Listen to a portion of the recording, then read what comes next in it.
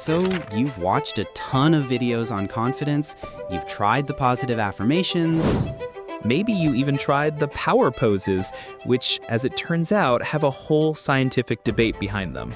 But the second you have to speak in front of people, that familiar wave of anxiety hits, and you feel like you're right back where you started. What if I told you the reason you're still feeling stuck is that you've been focusing on the symptoms, not the system? This isn't just another list of quick tips. This is a complete roadmap to help you manage social anxiety and genuinely command any room you walk into. By the end of this video, you'll have a clear, actionable plan to build real, unshakable self-confidence. And hey, if you find this video helpful at any point, do me a quick favor and hit that like button to let me know. The first and most important step doesn't happen on a stage. It happens in your mind. Confidence isn't really something you have, it's a result of how you think. For many of us, especially if you deal with social or public speaking anxiety, our brains are wired with what are called automatic negative thoughts. You know the ones, I'm gonna totally embarrass myself, or everyone's gonna think I'm an idiot. These thoughts aren't just in your head. They trigger a very real physical fight or flight response. Your heart races, your palms get sweaty, and your voice starts to shake. The most powerful tool to fix this comes from a technique called cognitive behavioral therapy, or CBT. It's widely considered the gold standard for treating social anxiety because it is so effective. CBT teaches you to become a detective of your own mind. First, you learn to spot these negative thoughts the moment they pop up. But instead of just accepting them as fact, you put them on trial. You have to ask yourself, where is the actual evidence that I'm going to embarrass myself? Has that happened every single time? What's a more realistic and balanced outcome? Then you intentionally replace that irrational fear with a more balanced thought. So instead of, everyone will think I'm stupid, you reframe it to something like, I've prepared for this and I have something valuable to share.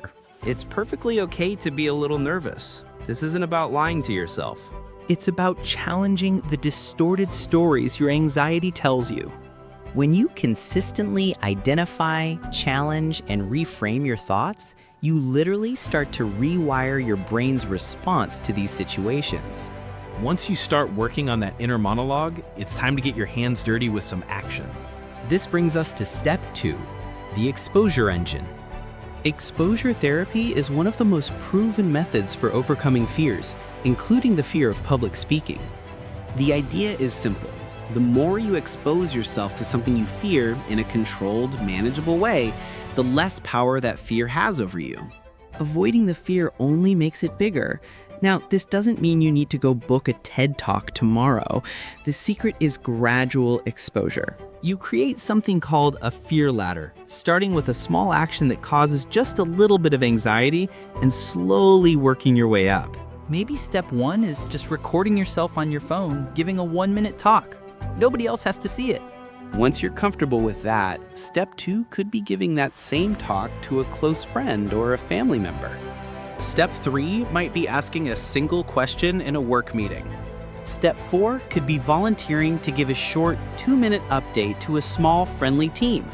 With every small win, you give your brain concrete proof that the catastrophe you were expecting didn't happen. You survived.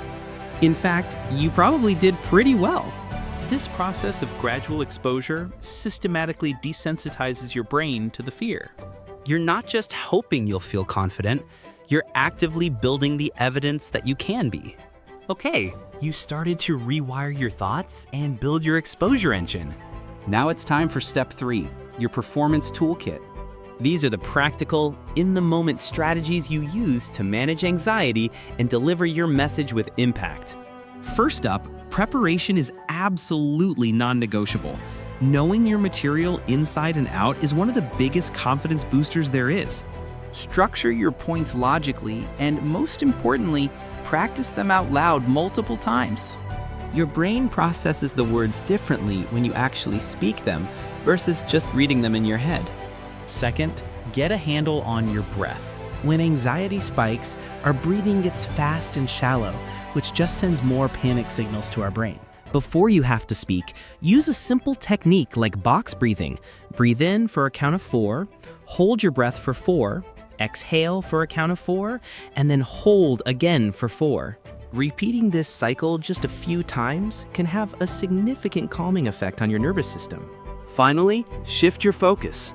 Stop worrying about how you look or sound and start concentrating on the value you are providing to your audience. Shift from performance to purpose. Make eye contact with a few friendly faces in the room. Ask a question.